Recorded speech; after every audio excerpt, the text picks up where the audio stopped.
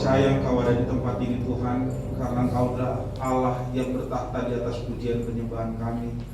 Dan kami juga percaya Tuhan, kalau hari ini Tuhan akan berbicara bagi kami, menyatakan isi hati-Mu bagi setiap kami anak-anak-Mu, supaya di dalamnya Tuhan, setiap kami yang datang dengan pergumulan kami melihat kuasa Tuhan terjadi atas kehidupan kami. Kami melihat Allah bekerja menolong setiap kami anak-anak-Mu, karena kami percaya di hadirat Tuhan ada kemenangan dan kelepasan, pemulihan dan pembebasan. Untuk itu Tuhan Yesus, kami berdoa biar kuasa Tuhan sendiri bekerja atas kami mengalami jamahan Tuhan yang luar biasa hari ini. Di dalam nama Tuhan Yesus Kristus yang siap dengan firman Tuhan, sama-sama katakan amin. Silakan duduk Bapak Ibu Saudara. Puji Tuhan. Shalom buat kita semua. Mari kita buka firman Tuhan dari kitab Ayub pasal yang ke-35.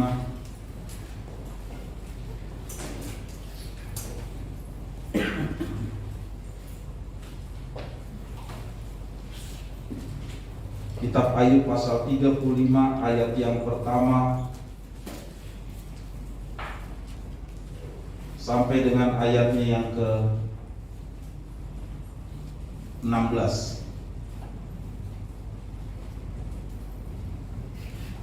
Ayub pasal 35 ayat yang pertama sampai dengan ayatnya yang ke-16. Perikop ini juga menjadi salah satu bagian dari nasihat Elihu. Kita akan baca ayat ini bergantian. Saya akan mulai ayat yang pertama, kita akan bergantian sampai ayat 16. Yang sudah temukan katakan haleluya.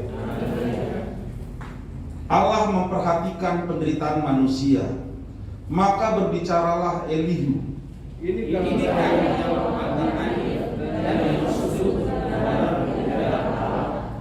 Kalau engkau bertanya apakah gunanya bagiku, apakah kelebihanku bila aku berbuat dosa?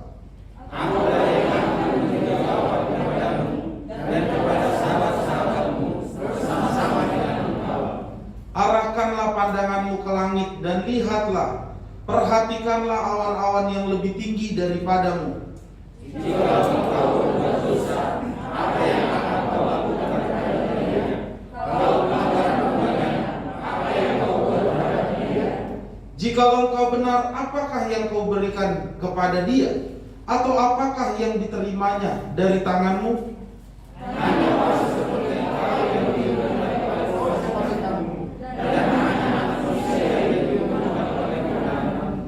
Orang menjerit oleh karena banyaknya penderitaan, berteriak minta tolong oleh karena kekerasan orang-orang yang berkuasa.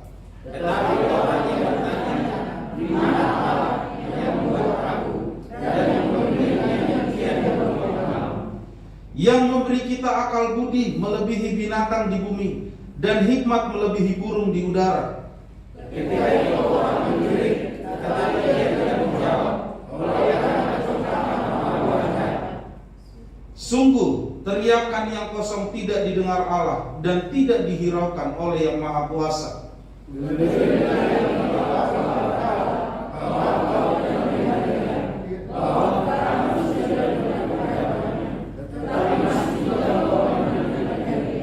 Tetapi sekarang karena murkanya tidak menghukum dan ia tidak terlalu memperdulikan pelanggaran,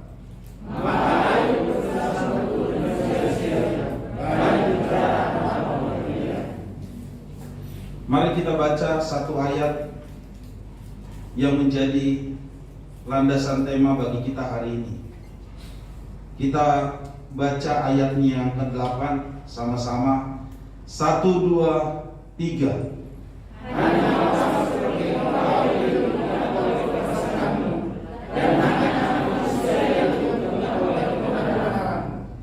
Dari ayat ini saya akan memberikan tema baik buruknya sikap kita terhadap penderitaan sangat menentukan apa yang kita terima dari Tuhan. Baik buruknya sikap saudara dan saya dalam menghadapi penderitaan sangat menentukan apa yang Tuhan akan berikan bagi kita. Kalau saudara baca perikop ini, ya, mulai dari perikop pasal 32, ada seorang muda yang bernama Elihu yang menasehati Ayub, ya. Karena Ayub ini selalu merasa dirinya paling benar. Dia selalu menunjukkan kesalehannya, kebaikannya, dan memang dia adalah orang yang benar-benar seperti apa adanya yang dikatakan oleh Elihu ini. Yang dikatakan Ayub itu sendiri. Itulah dia. Tetapi sikap yang seperti itu kemudian seolah-olah menyalahkan Allah yang mempunyai kedaulatan dalam mengatur seluruh kehidupan manusia. Mau kita diizinkan penderitaan atau tidak terjadi dalam kehidupan kita, itu kedaulatan Tuhan. Tetapi Ayub selalu membela dirinya. Kenapa saya harus mengalami hal seperti ini? Padahal saya baik. Kalau saudara baca firman Tuhan baik-baik, tidak ada alasan bagi kita menjadikan kehidupan kita yang baik dan benar, lalu itu jadi referensi Allah tidak mengerjakan hal-hal yang buat kita seperti yang tidak menyenangkan. Karena Lazarus adalah orang yang dikasihi siapa? Tuhan Yesus. Tetapi dia pun harus ada di dalam penderitaannya. Tetapi saya mau bilang begini, setiap sikap yang kita keluarkan itu kemudian akan menentukan dan sangat menentukan sekali apa yang Tuhan akan kerjakan. Ya. Untuk itu, kalau saudara belajar dari seluruh kehidupan yang ditulis Alkitab mengenai Ayub, ada satu kesimpulan akhir. Ya. Kalau saudara menghadapi penderitaan, pandanglah itu sebagai kedaulatan Tuhan. Haleluya. Sesuatu yang Tuhan izinkan terjadi, tetapi rencana Allah tetap ada di dalamnya. Saya akan berikan 3 hal buat kita semua sehubungan mengenai sikap yang baik, dan saudara jangan mempunyai sikap yang buruk yang dituliskan dalam ayat ini, digambarkan Elihu. Kita baca ayatnya yang ke-9 dan 10. Bagaimana seharusnya kita bersikap dalam menghadapi penderitaan itu sendiri. Ayat yang ke-9 dan 10 kita baca sama-sama. 1, 2, 3. Orang menjerit oleh karena banyaknya penindasan, berteriak minta tolong oleh karena kekerasan orang-orang yang berkuasa. Tetapi orang tidak bertanya, di mana Allah yang membuat aku dan yang memberi nyanyian pujian di waktu apa? Malam. Yang pertama dari 2 ayat ini saya akan simpulkan gini. Saudara jangan hanya mengeluh tetapi tidak mencari Tuhan. Ayat 9 itu udah jelas. Firman Tuhan berkata, orang menjerit oleh karena banyaknya apa? Penindasan. Tetapi ayat 10 dijelaskan kembali, tetapi orang tidak bertanya apa? Di mana Allah? Makanya disebutkan di ayat selanjutnya, itu hanya jeritan-jeritan kosong aja. Mengeluh setiap hari, menceritakan semua penderitaannya setiap hari, tetapi dari dirinya sendiri tidak melakukan tindakan apa-apa untuk mencari Allah. Itu yang salah. Bahkan firman Tuhan mengatakan sikap yang seperti itu adalah jahat dan kecongkakan. Itu perkataannya Elihu. Mari kita baca ayat ini di dalam ayatnya yang ke-11. Ayat 12.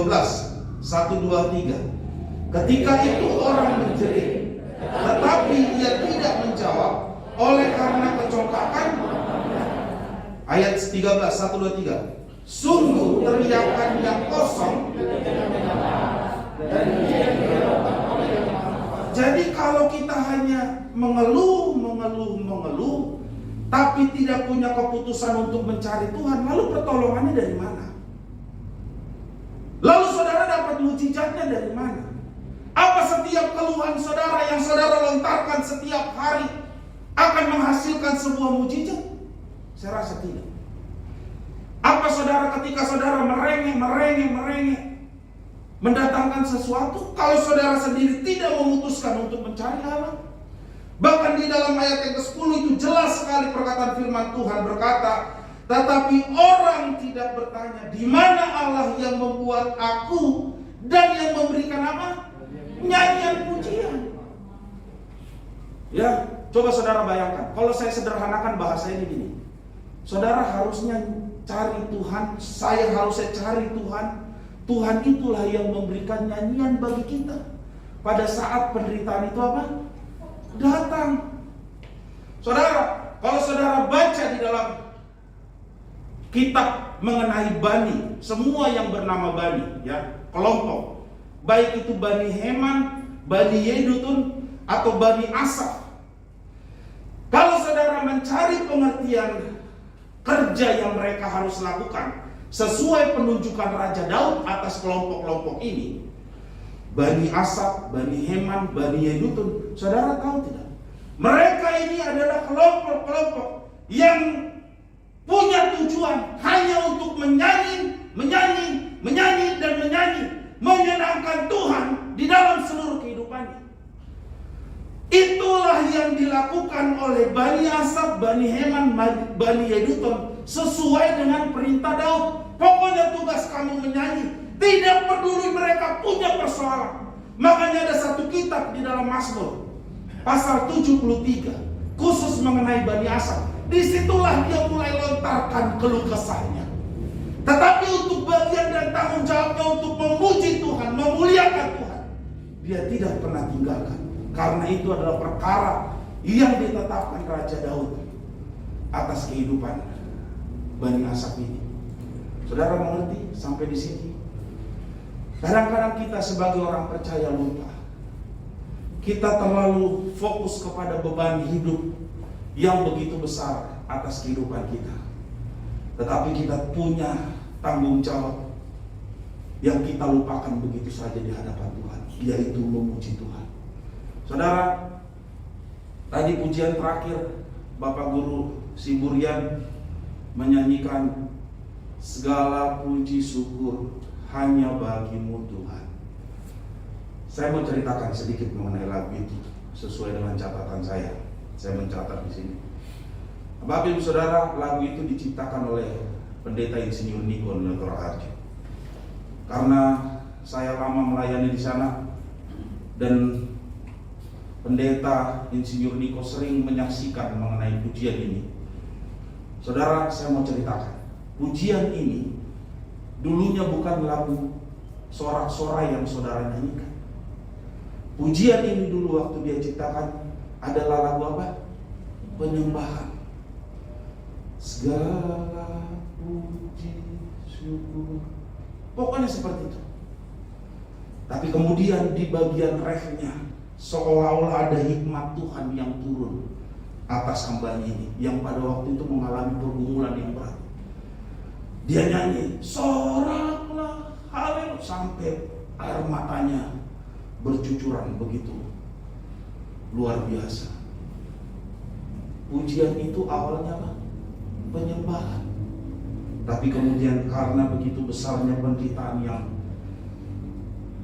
dia alami pada waktu itu, akhirnya ref itu dinyanyikan dengan nada sukacita. Nah, Bapak Ibu Saudara, banyak kita sanggup menyanyikan pujian yang luar biasa, ya. Dan memang kita sangat dipengaruhi oleh keadaan kita. Tapi bisa nggak kita melakukan sesuatu yang memang tidak dipengaruhi oleh keadaan kita? Saudara bilang, sering saya katakan, saudara sering nyanyi suka-sukamu Tuhan. Saudara bisa nyanyi sambil dangdutan. Saudara bisa goyang tangan, kaki pada saat nyanyikan itu. Tapi bisakah saudara berkata, waktu kesulitan itu begitu besar, lalu saudara berkata, suka-sukamu Tuhan, suka-sukamu Tuhan. Bisakah kita katakan itu? Makanya saya bilang begini, baiklah semua orang berpikir di luar dari kondisinya hari ini. Firman Tuhan berkata, waktu kita fokus kepada penderitaan, mari kita cari Tuhan, mengerti apa tanggung jawab kita di hadapan Tuhan. Cari Dia yang memberikan kita nyanyian, supaya pada saat saudara dan saya benar-benar mengingat segala kesusahan itu, tetap ada pujian bagi Tuhan. Tepuk tangan untuk Tuhan Yesus. Katakan haleluya. Nah, saudara, bagi kita mengetahui hal ini, karena memang inilah yang diingatkan Elihu kepada Ayub. Nah, hari ini Tuhan juga ingatkan bagi kita, supaya saudara mengerti bahwa Tuhan menginginkan kita, saya dan saudara, untuk tahu tetap memberikan pujian penyembahan kita kepada Tuhan, sekalipun ada di dalam penderitaan yang berat. Sikap kita seharusnya jangan hanya mengeluh, tetapi ambillah sebuah tindakan untuk mencari Tuhan. Haleluya. Yang kedua, mari kita perhatikan ayatnya yang ke-13 sampai dengan ayatnya yang ke-14.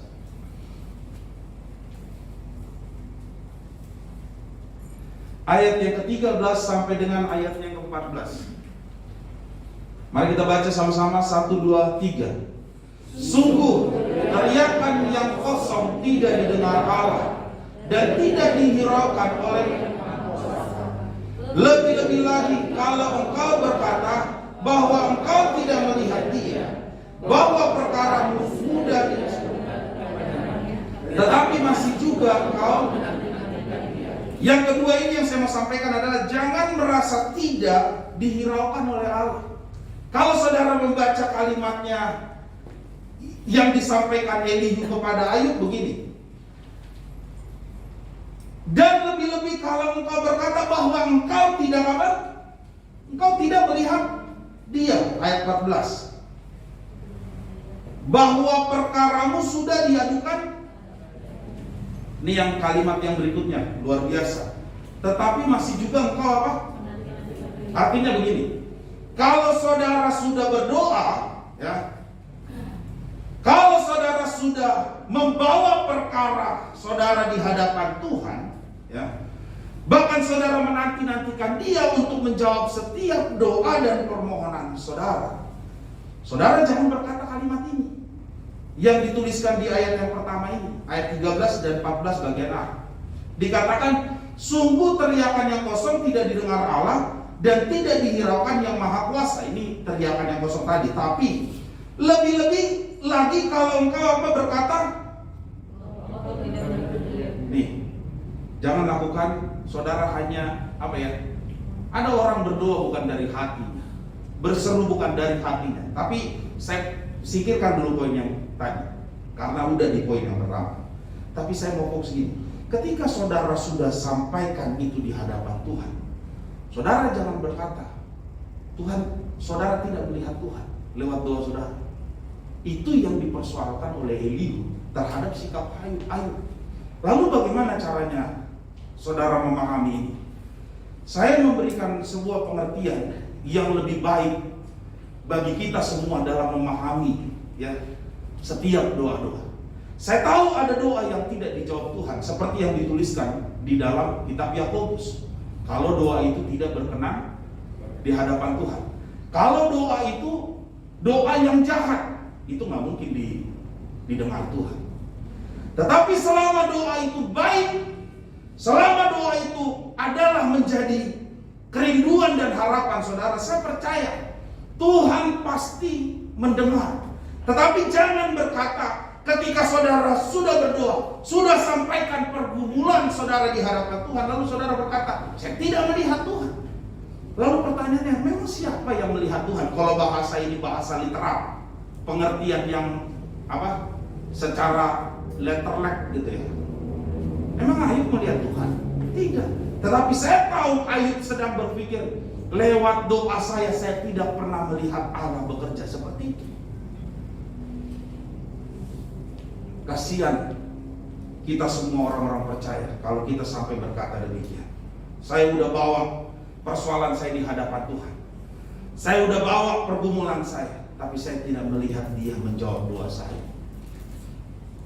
Yang benar bagaimana seharusnya kita berpikir.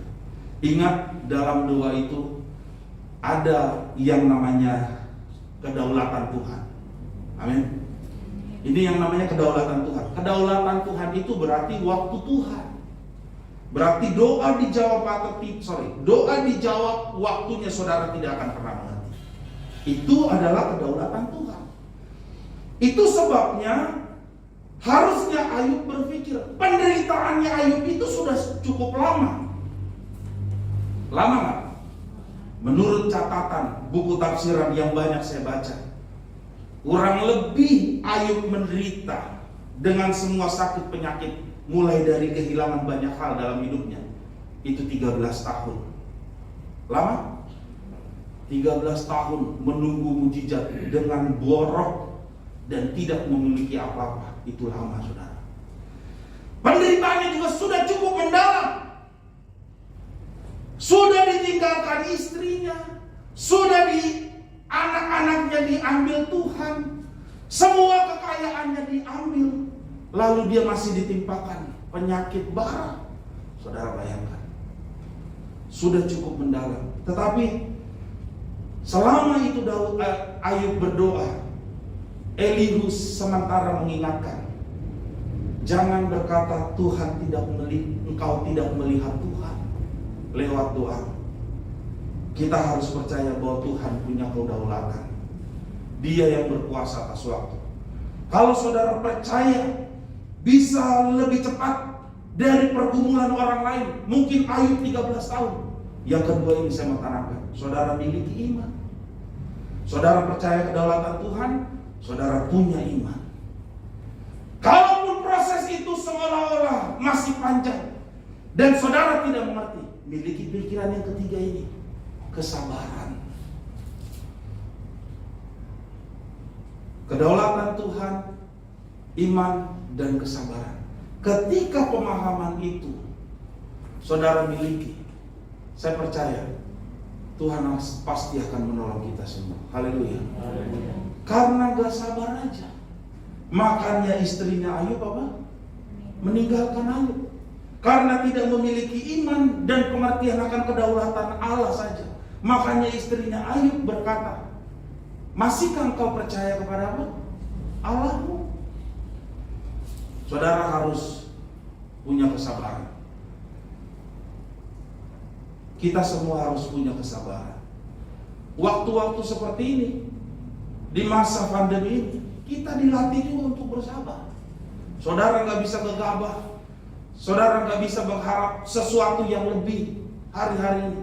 Tetapi Tuhan melatih kita untuk bersabar, ya. Tuhan ajarkan kita untuk bisa memiliki hal itu.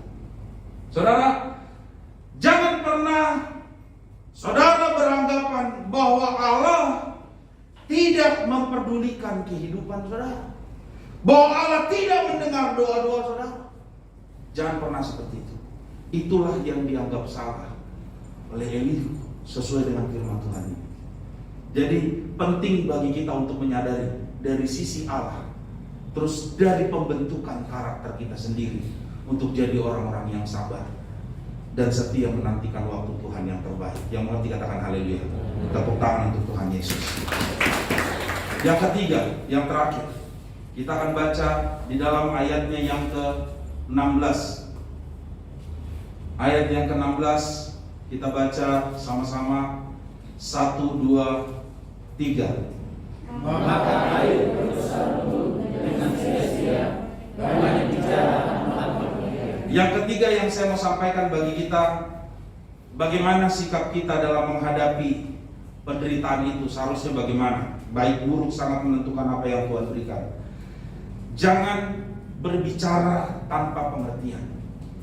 Kalau saudara baca, saya nggak mau sampaikan dari ayat yang awal-awal, tetapi di pasal 13 itu disampaikan sekali lagi. Ayub mengaku apa? Ayub mengaku apa pasal 31? Perikopnya apa? Ayub mengaku tidak bersalah. Pokoknya untuk semua keadaan itu dia tegaskan sekali lagi, saya nggak bersalah. Kalau saudara baca pasal 31 itu, dia seolah-olah menunjukkan gini, saya tidak pernah melakukan ini, saya tidak melakukan ini, saya tidak melakukan ini, saya tidak melakukan. Pokoknya ada banyak hal yang tidak dilakukannya, yang pada akhirnya cuma satu, menunjukkan betapa benar, betapa salehnya hidup orang ini. Tetapi dari situlah hal yang salah kemudian terjadi. Saudara, beberapa waktu yang lalu ada, saya nggak usah sebutkan ya, saya SMS barang dagangan, saya WA barang dagangan. Ada ini bos, saya bilang. Ada. Terus berapa harganya? Sekian. Tiba-tiba kasih murah dong, turunin lagi, saya bilang. Sesuai dengan arahan mama saya.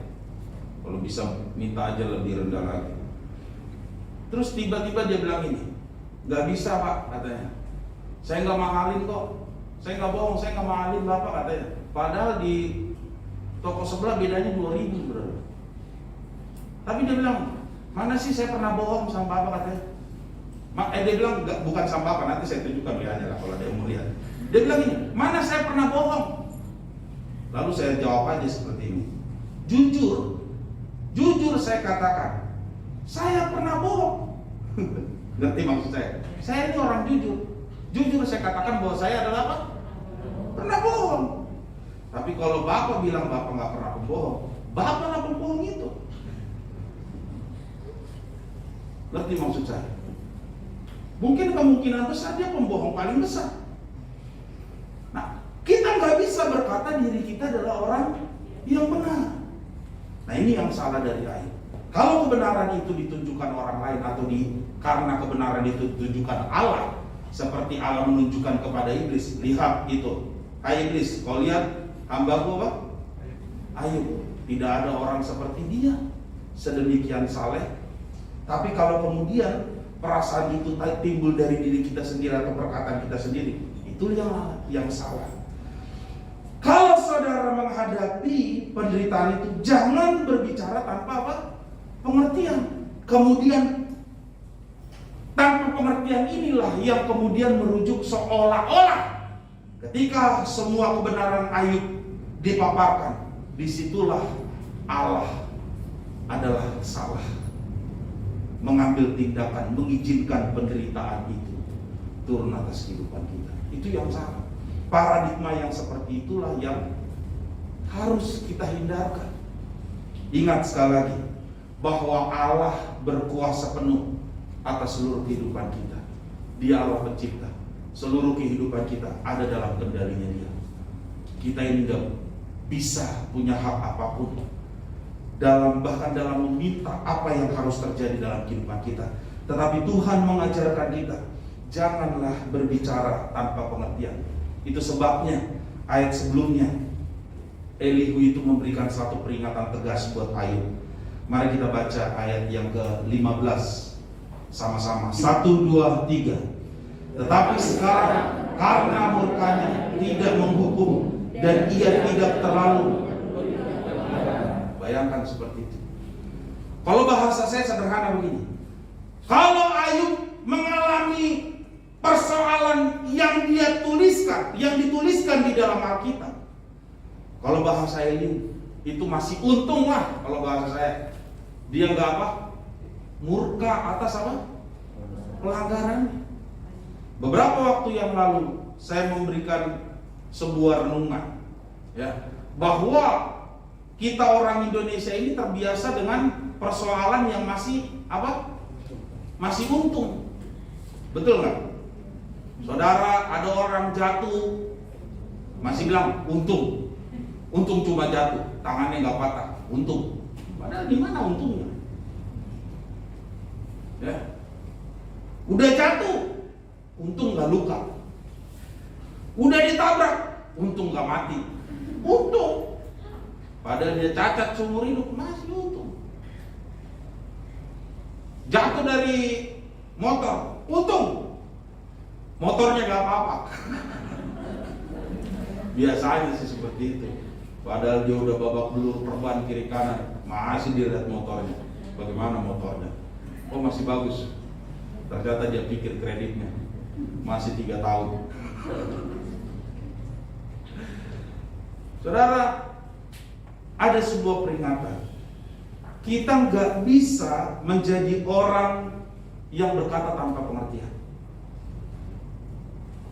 Harus di dalam pengertian. Coba Mari kita baca ayat sebelumnya. Ayat 1 dan 2. 1, 2, 3. Maka berjalanlah hidup. Inilah yang kau anggap adil dan yang kau sebut kebenaranku. Gak bisa kita bilang itulah yang disebut tanpa pengertian. Bahkan saya mau bilang ini, sekudus-kudusnya saudara hidup hari-hari ini, sebaik-baiknya saudara hidup hari ini, sebenar-benarnya saudara menjalani kehidupan hari ini, itu gak bisa jadi referensi agar saudara lepas dari pergumulan yang Tuhan izinkan terjadi. Kalau bahasa saya, kalau sekarang saudara menghadapi penderitaan, pikirkanlah, untung Tuhan tidak murka. Untung dan untung. Saudara masih untung? Ya, kayaknya saudara ini masih rugi saya lihat ini. Saudara masih untung? Saudara hidup di pandemi ini, saudara masih untung. Kita masih adalah orang-orang yang beruntung, kita dipelihara Tuhan di dalam keselamatan. Haleluya. Masih banyak keuntungan yang lain. Saudara masih bisa beraktivitas, saudara masih bisa bekerja, saudara masih bisa menikmati kasih karunia Tuhan yang lain yang mungkin orang lain tidak bisa dapatkan. Tetapi ingat, jangan setiap persoalan yang saudara dan saya hadapi kemudian membuat saudara seolah-olah menunjukkan kebenaran masing-masing kita di hadapan Tuhan, karena itu tidak berlaku, saudara. Yang berlaku adalah kedaulatan Tuhan. Kalau memang kita saudara dan saya hidup benar, hidup kudus, dan hidup takut akan Tuhan, bersyukurlah kalau itu Tuhan sendiri yang mengatakannya, bukan Bapak Ibu Saudara yang mengatakannya. Bersyukurlah kalau Tuhan yang mengakuinya. Tetapi penting bagi kita untuk terus di dalam pengertian. Saya mau rindu kita semua membacakan ayat yang ketiga dan keempat. Ayat ketiga saja. 1, 2, 3. Kalau kau bertanya, apakah gunanya bagiku? Apakah kelebihanku? Ini yang terakhir peringatan buat kita.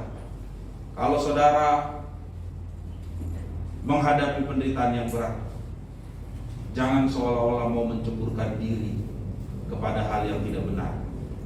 Kalau saya terjemahkan ini, pernah nggak saudara mengalami kondisi seperti yang saya ceritakan ini? Saudara, ada nggak di antara saudara yang pernah dituduh mencuri tetapi tidak mencuri? Pernahkah saudara seorang suami tidak pernah menelpon wanita lain, saudara dianggap menelpon wanita lain? Lalu ada kata-kata seperti, udah baik-baik tetap dicurigai, sekalian aja. Pernah berpikiran seperti itu? Nah, itu yang Tuhan tidak inginkan. Nah, Ayub seperti itu. Dia seolah-olah, saya udah benar, kenapa gua nggak hidup dosa aja? Kalau seolah-olah mengalami hal seperti ini. Jangan saudara seolah-olah mau cemplungkan diri saudara kepada hal yang nggak benar. Ya. Semua orang yang menjadi sahabat Ayub, Sofar, Bildad, mengatakan bahwa yang dialami ini adalah konsekuensi apa? Dosa. Saya mau ingatkan buat kita, kalau dosa kesusahan sebagai konsekuensi dosa, jangan mengambil sikap dosa supaya seolah-olah sama dengan orang yang berdosa lainnya. Untuk melindungi kita bahwa kita orang benar, gak harusnya mendapatkan hal seperti ini. Jangan. Saudara, kalau perlu bahasa saya sederhana, teruslah hidup di dalam kebenaran walaupun banyak penderitaan yang saudara harus hadapi. Tuhan Yesus memberkati kita semua.